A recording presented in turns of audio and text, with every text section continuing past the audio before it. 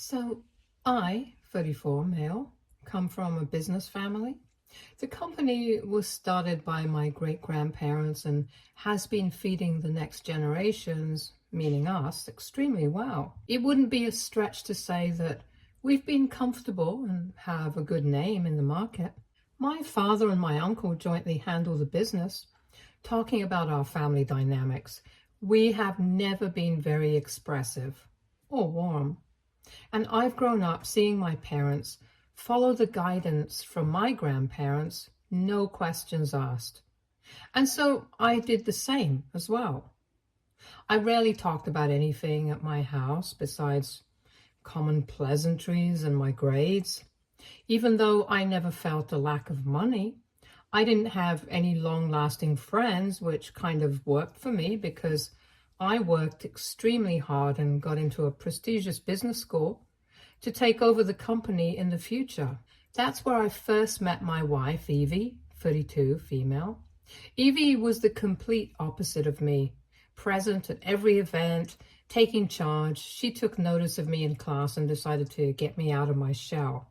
She was the only friend I had, and she did help me a lot during uni. I came out a different person after graduation, and I had known all along that she was the one for me. When I asked her out, she said she reciprocated my feelings, and that's how our relationship began. I introduced her to my family, who seemed happy with her, until she left. That's when they began gossiping about her, saying that she wasn't from a big business family and didn't match our standards. I was getting angrier with each passing moment and wished to call them out, but decided against it in order to focus on more important stuff.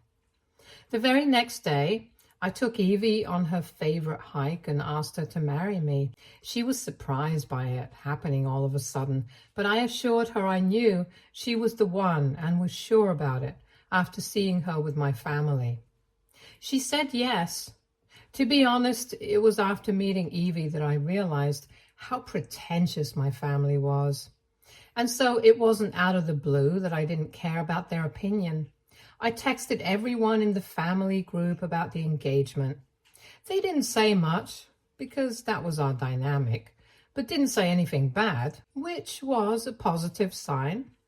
Evie was a new entrepreneur. I won't be revealing what the startup was about to not give away our real identity, but it was something extremely new and uncertain, like Scrubby Daddy before Shark Tank. She had been extremely passionate about her business and had saved money working 2 jobs while we were in college to start her business.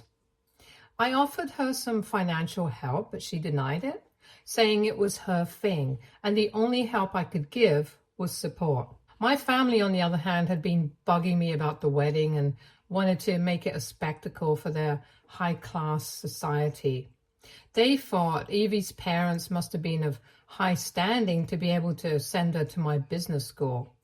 But once they realized that Evie was adopted and came from a very humble background, they quickly backed off and suggested that I convince her to not talk about her parents at the now big reception that they were planning to have instead of the wedding. At this point, I didn't really want my family to be a part of the wedding.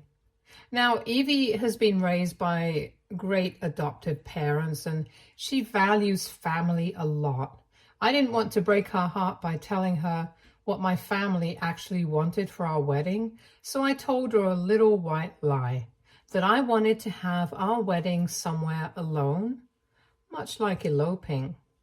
She obviously did ask about our friends and family's involvement, but I somehow convinced her by saying that this was a dream of mine, and it was with the permission of my family.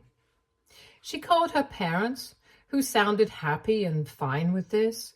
So the next weekend, we went to a city famous for eloping and got married. I called my mom after the wedding to inform her about it, and the news spread like wildfire. None of my family members were impressed by my stunt, but for the sake of their reputation, they acted like it was planned all along. After our honeymoon, Evie went to stay with her parents for a few days, and I went to stay with mine. As expected, I got an earful for marrying without their permission or presence. I usually am the quiet one in the house, but this time I spoke and reminded them how they talked about Evie taking a stand for her. They must have realized I wasn't as docile as they thought, and getting caught in their hypocrisy shut them up good. They didn't talk about it much after that and quickly shifted focus to the big Christmas celebration they'd be hosting as a replacement for my wedding. I didn't want to be a part of this for show celebration as well, but agreed to it thinking of the connections Evie could make for the future of her business. My mom, my aunt, uncle's wife, and her son Frank, 25 male, were in charge of planning the whole event. The event was in a month, and I realized it was the right time for me to tell Evie about my family's opinion of her, to make her aware of anything that might come through. I feared that things might go south for us. But to my surprise, she said she had known about it from the moment they met, and thought that I would end our relationship after that night. But my proposal made her trust me even more, and she assured me that she was ready for whatever was coming. I was happy with this and explained to her how to leverage her position at the party for the future. We didn't realize when a month had passed and it was time for the big celebration. We went and were welcomed by Frank. We decided to meet my parents, grandparents, and the rest of the family at first, as they were the hosts. They did welcome us, but very coldly. My dad didn't even hug me while congratulating me on the wedding. I looked at Evie and she gave me a look of assurance that we would get through this. The Christmas party was a partial success because Evie's business was able to catch a few eyes. But a lot of things went unexpectedly bad. After everyone other than the family left, I realized that we hadn't talked to anyone except Frank from the whole family that night. This night was also supposed to be the night the usual talk about handling the business happens. So I presumed that I would finally get some position at the family company. So when I finally went to my mom to talk to her, she asked me and Evie to sit on the sofa and wait for everyone to come. When my father came, the ambience suddenly turned stressful as he began telling me how my uncle was going to get the charge of the company for the time being because he had new and better ideas to expand the business, whereas I have been too busy with my marriage. I thought it was unfair and tried to explain to them how I have always been there and have been specifically preparing for the role for the last 2 years, to which my dad responded that my seriousness about the job was well reflected when I decided to marry Evie, not caring about their reputation and associating our family name with her and her failing business.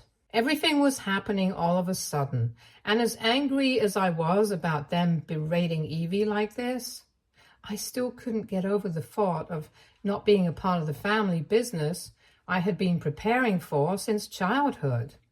I wasn't able to gather my thoughts and went out to get some air, with my mother following. Evie was still there in front of my dad and confronted him, asking if this is how they treat a family. My dad laughed in her face and told her she and her husband may try becoming a part of the family once she's on par with them. Evie was extremely flustered and had no response, so she stormed out as well, taking me with her back to our home. The next day, when I was able to make sense of what had happened, I called my dad again and asked if I could talk to him privately, because my intention was not to get a job at this point, but to remind him that no one talks to my wife like he did.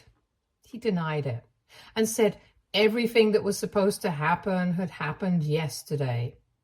I tried calling everyone after that, But only my mom responded and begged me to not escalate this issue anymore. I talked to Evie after this, who was also pretty broken with my family's remarks, but suggested that we should move on. I agreed and chose peace instead of petty revenge. I was in a pretty bad state for a few days over losing the thing I had worked for my whole life. After which, Evie offered me a high PR position at her company, which I accepted to move on. We did get a few calls from my mother over a few months after this fight to check on us, but it stopped soon and we were in no contact with our family for almost a year now. My not getting into the family business was a bit suspicious at first for people who knew us, but because my family hadn't disowned me publicly, the rumors stopped over time. During this 1 year, I helped Evie with her connections in the market, and her business started to boom once it found the right pace.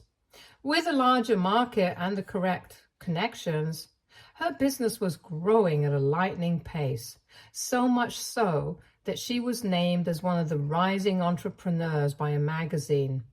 This also means that we were doing extremely well financially now, with profits finally coming in good. Because the business was doing good, Evie and I were planning to focus on ourselves and decided to give ourselves a digital detox vacation in the mountains. When we came back and looked at our devices, they were flooded with calls and messages, so both Evie and I decided to get to them. Evie's phone had quite a few missed calls from my mom, a few voicemails, and an email. Evie decided to open the email first instead of calling back, thinking something bad must have gone down. The email mentioned that Mom was missing us and wanted to have lunch with just Evie to catch up. Evie was thrown off by this and decided to call my mom, asking her why she was trying to contact her now after a year of humiliating her. My mom responded that it all had been a mistake and they wished to sort it out. Evie said that she'd have to talk to me about it, but Mom asked her not to do that and to meet her first. Evie thought my parents must have realized their mistake and were going to offer me the leading position in the company. And because that position had meant a lot to me in the past, she decided to go and meet my mom. My mom treated Evie with the utmost respect, which was very unusual in comparison to what had happened at the Christmas celebration. Mom asked me and how I was doing and congratulated Evie on her newfound success. Evie behaved nicely and asked the purpose of the meeting. My mother then told her how my dad and uncle wished to get her input and advice on their business after she had done so well with hers. Evie was shocked to hear that my family was trying to get in touch just to use her skills. She still kept her calm and told my mom that she wasn't going to talk to anyone in my family without me and that she'd get back to my mom soon, and left. Evie and I got into a pretty huge fight that night because of her going behind my back to meet my family, the people who humiliated both her and me. I told her that no wish of mine was more important than her respect, and that there was no way I was going back to them after they decided to cut us off. Evie said she would drop a text to my mom tomorrow that we wanted nothing to do with her or their family. Now, at this point, I should have acted like an adult, but decided to take my petty revenge. I told her I wanted my family to feel shameful for how they had treated me. So I asked Evie to text my mom that we were ready to meet them, but only if we got to talk to everyone together. Evie wasn't very happy about it, but decided to stay out of mine and my family's dynamic and texted my mom the next day. We went to our family's home that weekend and were treated like royalty. My dad even called me his golden son for marrying Evie and making her a part of the family. I blatantly asked my dad what he wanted from us after a year of shunning us because we didn't match their financial status. He then began telling us how the business wasn't doing so well because my uncle's plan of starting different ventures had failed and led to major losses. He said he wanted me to take over the company now and, with the help of Evie, take it back to its glory. I wanted to laugh in his face, but composed myself somehow and asked him why he thought we would help him. He wasn't expecting this and fumbled a few things, including, because we were family. I reminded him how he treated me, his own son, and my wife like trash because we didn't fit our family's standards. I got up and told him to ask for help from my family once he was at par with us and stormed off with Evie before he could say anything. I asked Evie to block my mom, which she did. And now my mom and everyone else have been blowing up my phone with texts, blaming me for making a joke of their financial situation instead of helping them out. Even Evie says that I should have just said no instead of having a laugh at their misery. And now I do think I might have gone a step too far. Update 1. Firstly, thank you to everyone who supported me in the comments and to those as well who called me out on the last incident. I have realized that I was an a-hole for taking the extra effort just to humiliate my family. But after all, they had put me and Evie through so much. I couldn't miss the opportunity. I do realize I was wrong, but there's no way I'll be apologizing to them, which some of the very irrational comments mention. Anyway, here's the update on the whole situation. So since last time, my dad has fallen ill, which my family is blaming on my ruthless remarks. But it was later revealed that it was just the flu he caught during his business trip the previous week to a colder state.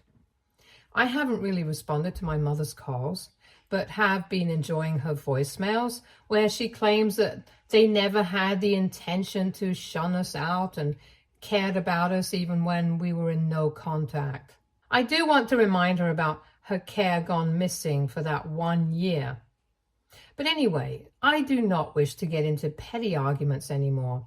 Evie has been a bit stressed about the whole scenario and thinks it is because of her that my family and I are on such bad terms. I keep reassuring her almost daily that it isn't her fault that they're so cold and heartless, and I would choose her over anyone any day. Over the coming weeks, the calls and texts weren't reducing, with now even my grandparents begging me to come back home and sort things out for good. It's kind of funny how none of them ever visited our house to convince us when they very well knew our address. But anyway, I decided to call Frank and ask him to take control of the situation because he was the only one who was rational enough out of that bunch. I called him, and he apologized to me for whatever I had been going through and told me he would try to ask everyone to not bother me anymore. He added this one thing out of the blue and told me that my dad was planning on kicking me out of the family and company for good because of my attitude problem. I didn't really respond to that and immediately called Evie, who was out for work. I told her that although I had made up my mind to not go back to my family and their toxic ways, it still affected me that they were planning on kicking me out. Evie told me to calm down and wait for her to come back home to discuss this, and that's what I'm doing while writing this update. Update 2. So when Evie came home, she sat me down and asked me if I wanted to rebuild a relationship with my family. And even if I did, she would be in full support because she knows the importance of having a family. I answered that although it would feel weird to not actively be a part of my family and their shenanigans, I think I'll be able to fare well on my own without them. And I still have a family to call my own, which was her. She was still willing to help my family, but I strictly asked her not to, because I knew they would walk all over her once their purpose was fulfilled, and she'd end up like a doormat. She assured me she wouldn't, and that was that. In the next few days, Evie had gotten a missed call from Frank. She was surprised as to how he must have gotten her number, and unlike the last time, she decided to tell me straight. We both sat down together and put the call on speakerphone to listen. Frank picked up the call and got straight to the topic. He told Evie that our family business name had been ruined in the market due to them being unable to make payments on time, and that only she could help bring back the credibility by financially helping them and associating with their company's name. She told him clearly that after what happened when we met, there was no way she was willing to involve herself in all this. Then Frank decided to pull out the big guns and ask my grandfather to talk. Apparently he was on the conference all along. He tried to convince Evie at first, but his tone soon changed as he began threatening her to convince me to come back home with her, or we both would not only be kicked out of the business, but also the inheritance. I could feel Evie getting uncomfortable and decided to cut the drama right then. I took the phone from her and asked Grandpa to use these threats on someone who was scared, which should have been them because of their deteriorating condition. He started to sob, hearing my voice, and began apologizing, but I told him it was too late for apologies and that they would face legal action if he ever decided to threaten me or my wife again, and I cut the call. Then I quickly brought Evie some water to calm her down. After this call, it was clear that our decision to go no contact was absolutely right.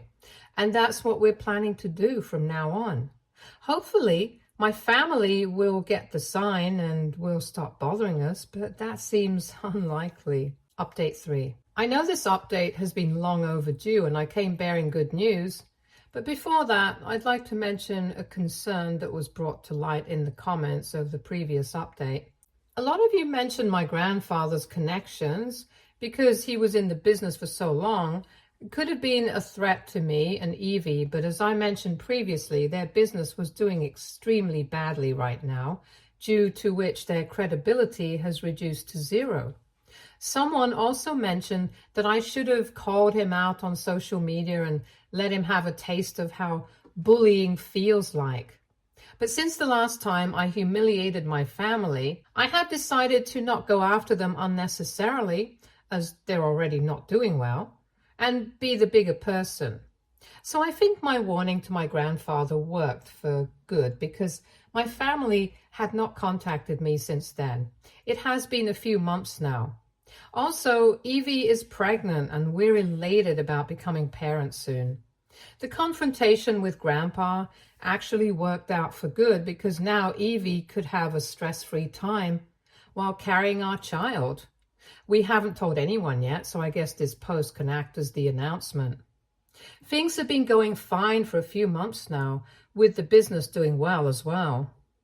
One of our investors was this businesswoman we met at the Christmas party my family threw. She had always supported Evie and was like a guardian angel to her, so we had a good relationship with her.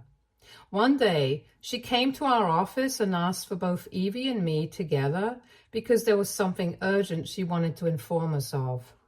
We met her and got to know something we hadn't seen coming. She told us how my family was doing terribly and no one wanted to engage with them anymore. A lot of speculations about me joining Evie's company instead of my own family's business had also raised a few eyebrows, and people weren't buying their excuses. She told us that they decided to use the next best tool at their disposal, our relationship. She said that they'd been going around telling people that Evie was their daughter-in-law and had invested in their venture. They had been able to get a few people on their side by using Evie's name. When they talked to our investor about it, she felt something wasn't right, so she decided to check with us if it was true. Evie couldn't believe their audacity and how they were so blatantly using her name when they were refused that privilege quite a few times. We let our investor know that she was right about them fraudulently using Evie's name and thanked her. Before leaving, she suggested that we take quick action on it because it wasn't too good for our name to be associated with theirs, in case anything goes south. We thought about it for a day and came to the conclusion that it was best if we publicly announced that we had no relationship with them anymore. Evie asked me to email Frank about it once so that they're ready for the big blow. I didn't want to do that, but ultimately complied with my pregnant wife. I told him in the email that I knew how they were using our name without our permission, an action that should be pursued legally, but instead, I was going to spare them their misery and just make an announcement of no association with them. I got a reply from him within just a few minutes in which he mentioned that I was free to do whatever I wished because there was no way he could convince our parents to not use Evie's name. The next day, I made a huge post on my social media, making it very clear on behalf of Evie and me that we weren't associated with my family anymore, and that whoever decided to conduct business with them in our name would be responsible for themselves. We knew this was going to cause a lot of chaos. So we had trained our PR team and managers well to answer questions if directly asked, which didn't include many details about our conflict with our family. As Evie and I decided to not address anything past this, things did go south as we expected. The post gained a lot of impressions with people asking all sorts of questions and making up stuff. My dad and uncle did try to calm the fire down from their end by making a fake claim that Evie's and my social media were hacked, and it was false. But once people got confirmation from our end, my family's business tanked like never before. I wasn't pleased at their downfall, but they had brought this on themselves. The situation was a lot to handle, so I suggested Evie take a few weeks off, to which she agreed and went to stay with her parents. I am glad Evie wasn't taking the heat because after the revelation and incurring a lot of losses, my family decided they had nothing to lose and went crazy after me and her. They decided to share their side of the story in which they claimed that I had abandoned the family after stealing funds from them and used them to start Evie's business. They said they spared me a legal case back then, considering me family, and now were kicking me out of their inheritance. Funnily enough, I didn't have to do anything because one of their investors called their bluff, asking for proof of it all, and they weren't able to provide anything because obviously the incident wasn't true. Things have been quiet after my family's self-sabotaging Facebook post, and Evie will soon be back at work. She was off the grid, so it would be fun to explain to her what went down. I hope this doesn't take a toll on her, and we are finally able to move on and begin fresh. Update 4. I'm writing this update after a few months, and fortunately, it will be the last. So, when I explained to Evie the whole exposing me fiasco, she had a good laugh about it. Although my mother had known someone mutual and got to know about Evie's pregnancy, she tried to talk to us by calling our office number because she's blocked on our personal phones, and tried texting and emailing us. But when nothing worked, she showed up at our house at night, uninvited. We let her in, looking at her condition because she was drunk beyond measure. She told us that after our announcement regarding them, the business hit rock bottom and they had to shut down a lot of it just to pay back debts. That had caused a rift between my dad and my uncle, and now they were living separately with my grandparents shifting to their country home. She kept begging me and Evie to give her another chance to at least be a part of their grandchild's life. She also mentioned that Dad was remorseful about treating us like this too, but she was willing to leave him if it meant that we could make her a part of our life. She was clearly too drunk to understand what she was saying, so I reminded her how she was backing my dad and uncle when they were pulling Evie's name through the mud. and that she deserved to be with those people again. She did throw a tantrum, but we decided to call an Uber to her new address, which we found in her diary, and wrote a note asking her to not contact us anymore. A few days later, we also got a text from Frank asking if he could get a job at our company because things were rough at home, and he wished to learn from Evie. Frank was a good kid, so we decided to ask him to send us his resume, on the only condition that our family wouldn't get to know about it. He agreed. About Evie, she is in her third trimester now, and work is taking a toll on her, so we both are suggesting moving to another city for some time to start fresh in the actual sense. We've chosen a city close by to not affect our business, and we'll begin the shifting process soon. Stay tuned for more stories from Argo Relationships.